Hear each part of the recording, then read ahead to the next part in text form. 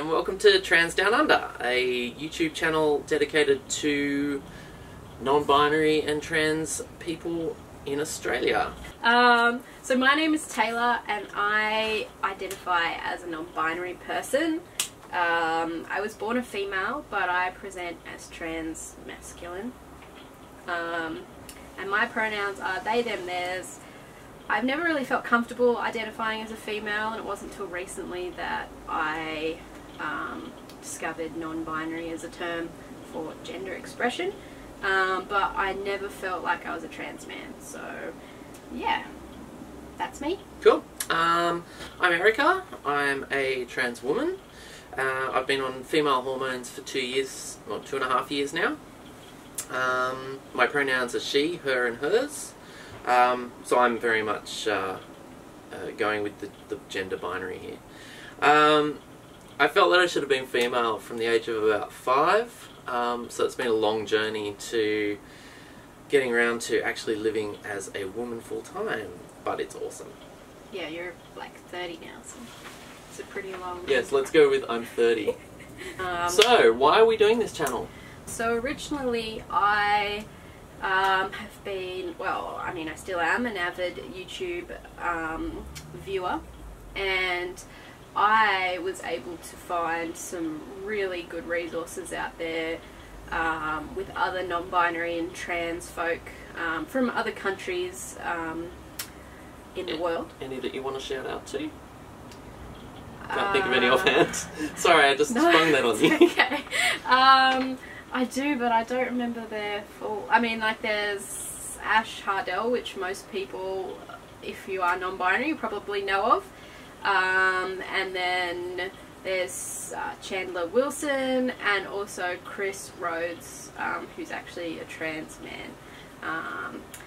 But I might link those in the description if people want to check them out. Go check them out, they're really good for me. And so basically I felt like there weren't any resources in Australia to kind of expose us as people to being non-binary or under a trans term in Australia. So I wanted to start the channel and I guess just document who I am and my experiences, and hope that it would reach other people and maybe help with their personal growth the way it has me. But I've known Erica for, what, 2.5 years now? Just under? Just under 2.5 years. And we're best friends, and we're both really creative and enjoy this kind of outlet in our personal lives. So I asked Erica if she would be interested in doing this channel with me, and you thought about it for a bit and then you agreed. Yeah. So that's how we've come together, and I'm glad because it's not as easy to do this kind of thing by yourself, I don't think. So not when you've got the technical expertise of me putting up bits of paper over the skylight and stuff. Yeah. And quality. This is Erica's house, so I mean I couldn't have done it without you. I'm sure you would have found somewhere. It's probably worth saying that I think there are probably plenty of channels out there about trans women in Australia, but I've never really looked for them. I think once I knew that I was a woman, I didn't need any like validation or to you know, find out more. I had really good resources in my friends and things. So I don't know if there are, but I would assume there are, because we've probably been more overt in our existence than non-binary. But even like trans men, I don't think that there's much going on YouTube for Australian trans men. And definitely just non-binary is a small amount of people that are on YouTube in general. Like, it took me a really long time to find those channels, which obviously came up as suggestions from other trans men's channels, which was really awesome. So yeah, we're just hoping that we can, I guess, show you what Australia's like. Probably be a bit funny. We're not experts here. We're not aiming to be funny. Okay. Are we aiming to be funny? I mean, you're pretty funny. You are. See, now that was funny. But yeah, so I guess we can describe like some of the content that we plan to have in our videos. Like obviously this is our intro video, so it's not just going to be us introducing ourselves every single video. I'm just going to take over. Okay. Okay, Cool. So each video we're going to try and talk about something different related to being transgender or non-binary. Whether it be something currently in the media, something that's happened to either of us since the last video, or just something that we want to talk about. We're also going to start each video by responding to some of the comments and feedback that we get from any viewers from the previous video. Sometimes, you never know, we might get feedback that gives us a whole new topic to talk about, and we may not even get to a subject. Yeah, so definitely we will encourage comments and questions from, I guess, you know, trans folk, or maybe friends and family who have questions that could help them support their loved one or the person that's in their lives as well. And if we can answer it, well, I mean, we might not provide perfect answers, but we'll do our best based on our experiences. Again, it'll be based on our experiences, so, you know, maybe it'll be helpful, maybe it won't. Yeah, we have, I guess, a common how did we meet? hobby? Common hobby, or... I'm not calling it a hobby. I'd call it an obsession. Okay, obsession, yes. That's probably true, the amount of times that we do play. Yes. We met through our cricket club, so we both play for a local club here in Sydney, New South Wales. We will talk about cricket a bit. Yeah, so if we make any jokes about cricket, or like our pun before, it's because we both That are was a obsessed. cricket. That was a cricket pun. We're both obsessed with cricket, so yeah, and that's how we met. We both play in the same team, so we spend quite a lot of our year together with training and games. So Yeah. Okay, so so you can get to know us a little bit, we're going to ask each other some questions, a little bit of a mini interview. Wonderful. Do you want to ask me first, or I'll ask you first? Oh, I can ask you. Okay. So I would like you to tell people watching this video a fun fact about you. Okay. I got married 3 weeks ago. Ah! And I was there, and it was really amazing. And This is my wedding ring. yes, We're not going to zoom because the camera's all the way over where you are. You, the viewers.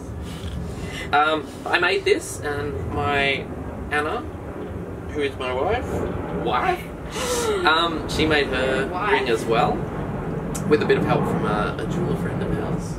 So Taylor, when did you first realise your assigned gender didn't match your actual gender? Well, I guess that's an interesting question, because I've never felt comfortable referring to myself as female. I've never felt comfortable dressing like a typical, like a stereotypical female that everyone is expected to look like. Most of my life. So you've always been non-conforming? I've always been non-conforming. To the gender binary, that is. Yes, to the gender binary. But I've been, I guess, referring to myself as non-binary for about 6 months now. And that was when I discovered, that there was such a, YouTube. That there was such thing as non-binary, so I didn't even know it existed. I mean, I told you when we met that I felt that I was gender neutral, which you actually told me recently, which I've forgotten. So, you know, I'd been toying around the idea of, you know, I'm not a female, I don't want to be called a female, I'm gender neutral, but it didn't really fit. So, yeah, and then when I discovered non-binary, here I am. Cool. Okay, so I have an interesting one. So since living every day as a trans woman, as Erica, I was wondering, what's your favourite type of feminine clothing that you've started to wear, I guess, on a more often kind of basis? Skirts. I love wearing short skirts. Okay. It's fun. I have nice legs. Yep, I'm not modest. I have nice legs. I like short skirts. It's fun. Yay! Yeah, I mean, I find it really interesting because I'm exactly the opposite. So I couldn't think of something that I would like to wear that was, I guess, feminine. So yeah, I was intrigued. Sweet. Okay, so how do you cope with people, particularly me, regularly misgendering you? So I guess firstly, I've been presenting this way for a long time, since Erica's known me really, so I understand, I have mindfulness that it's going to be hard to use they, them, their pronouns because there's not so much of a physical trigger that's going to make you think, yep, okay, got to remember, got to use that. They. Yeah, that's a they. Whereas I guess in your case you've probably had, you've changed the way you present. Yeah. So people think, okay, Erica's a woman, so I'm going to use she. You'd think they would. Well, you would hope so. At least most of the people in your life, like personal, like closer to you, would be more likely to use it. So I guess I just try to practice mindfulness and, for me personally, just living out as a non-binary person, just you knowing that I'm non-binary, even if you do use she pronouns, female pronouns, it doesn't have the same effect on me as it did when I was living as a female, as people knew me as a female. So I feel like living as my true self, it's not so much a big deal.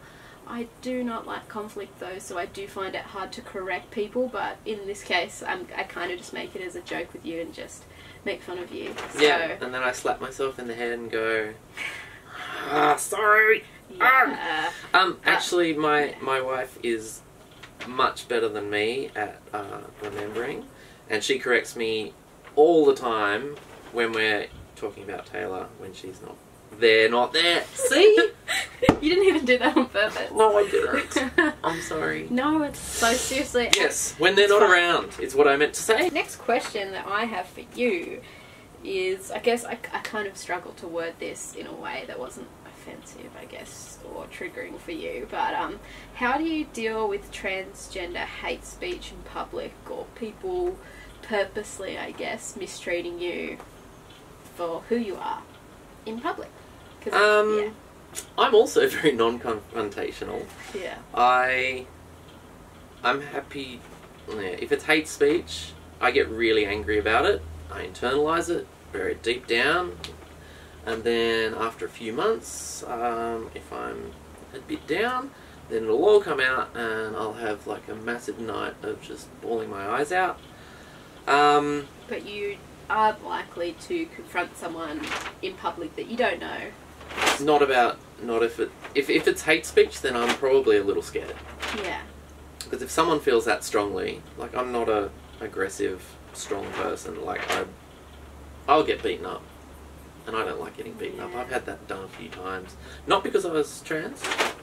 I've never actually experienced that. But, yeah, just when I was younger by some drunk idiots. Okay. But, I do have a lot of friends who are very strong, very confident, and if I'm with them, they will take the person on. Which is that's pretty impressive. Awesome. I still find it a little bit scary that they're doing that, but I really appreciate it because they're calling the person on it. On a lighter note, what are your hobbies and interests? Okay, so I tend to have a lot of hobbies and interests, but at the moment the ones that I'm actually making time for is cricket. So I love cricket. It's a big part of my summer. We have a big Australian summer here surrounded by cricket. I also like everything, like I like to be as creative as possible, so whether that is through photography, I really like photography, specifically taking photos of dogs. I love dogs so much, and I also really like painting at the moment, so I've been using that to, I guess, wind down and be part of my creative side. And that's probably about it. I really like music. I love listening to music as well, which I do 90% of the time unless I'm trying to concentrate on something. And yeah, that's probably all that I have time for at the moment. Okay. Okay, so I guess this is a good one. How did you cope since living as Erica? How did you cope with people misgendering you? Whether that, I guess it's probably more relevant to ask you, how did you cope with people that were close to you misgendering you? I think that's where I was going with that question. Like, well, the people close to me probably started referring to me as she and her before I even started living full time. okay. Which was really good. And but yeah, like the people close to me, they didn't struggle at all, actually. Okay. I think, you know, because I've been open about being trans for about 15 years, and, you know, people were used to seeing me occasionally as Erica. What I don't like more is when people dead name me. When people actually call me Chris, which was my old name. Because the people at work, I mean, it's in my email address. It's in everything that's written. Yeah. I'm referred to as Erica, so why are you clinging on to Chris? That, like, I find that a lot of people misgender me typically because it's just not something that they are thinking about. They're just saying something or whatever, and she, her just comes straight up into conversation, and I find that that's natural based on the way that I guess my body kind of looks. I think this is something we're going to talk about more in depth in a later video, but just briefly, do you have any preferences or requirements when you're dating? Do you like females, males, other non-binaries, or you really don't care? Well, I mean, I'd say I don't care, but I do care because obviously we don't choose who we're attracted to. I typically am attracted to / date cis-looking females, so I date women that look feminine, but I'm also more open to, I guess, the non-binary, gender non-conforming type of women. I don't date men. I've done that, and it wasn't something that I was interested in. But I do get along quite well with guys on a platonic kind of friendship level, because I do like a lot more things that are less feminine. But yeah, so basically, girls, and typically ones that do present a bit more feminine. So yeah, I'm a gay non-binary person. Sweet. Oh, now you asked me this question, so I would like to know, what are your hobbies and interests?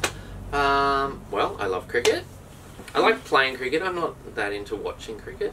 I know, it's such a shame because I love watching cricket. Well, see, All watching the time. cricket, I get frustrated because I want to go out there and play. Yeah, okay. Yeah. Video games, mostly PC, but occasionally I'll whip out the PlayStation 4, which I've just got Red Dead Redemption 2. Never mind. It's still downloading, actually. And I love my motorcycle. Yeah. My commute to and from work every day is the highlight of my working week. Yeah. Okay. I like Lego too, but I don't play with that much. I don't create with it that much. You don't create masterpieces. That's about it. Okay. Right, so so my last question to you is, what happened when we tried to make this first video a couple of weeks ago? What went wrong? I mean, apart from the fact that you had too many beers and we were recording this in the afternoon, there was a big storm, like a really big storm, and we had the windows open here. It was getting crazy dark out there. There was thunder. There was pretty intense lightning. It was awesome. In fact, we'll show you a little clip. We'd much prefer questions rather than just like, holy crap. Are we going to get electrocuted? Yeah, probably. You know what? This might be a really good time to stop this video and turn off the computer and the internet. And Yeah. How cool was that? So anyway, we had to redo it this week, but you know, I think we've done better. Yeah. Anyway, I think that's it for our first No, video. I had one question. Oh yeah. Who is your favourite non-binary person that you know?